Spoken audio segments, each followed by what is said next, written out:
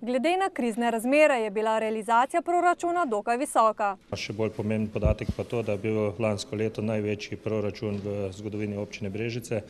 Bil je kar nekje skoraj 28,5 milijonov evrov, od tega je bilo 12,8 milijonov investicij.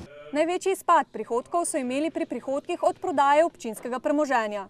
Praktično v lanskem letu zaradi te situacije se skoraj ni več prodalo zemljišč in ostale stvari. Seveda občina pod ceno ne prodaja, tako da največ je bilo izpada pri teh prihodkih. Ostale prihodke pa kljub temu, da je na začetku leta zelo slabo kazalo, smo na koncu leta dobili izplačene, tako da ni bilo nekih večjih izpadov. Molan ob tem opozarja, da je tako imenovana primerna poraba strani države znašala le 16 milijonov evrov. In naši odhodki so že praktično skoraj na tem, kar pomeni, da v občini Brežice kljub temu, da smo pridobili veliko sredstev na evropskih razpisih, državnih proračunih od drugje, več enostavno prostega denarja ni za neke posebne privilegije, kot so, ne vem, ali socialne pomoči ali pomoči društvom ali vsem ostalim.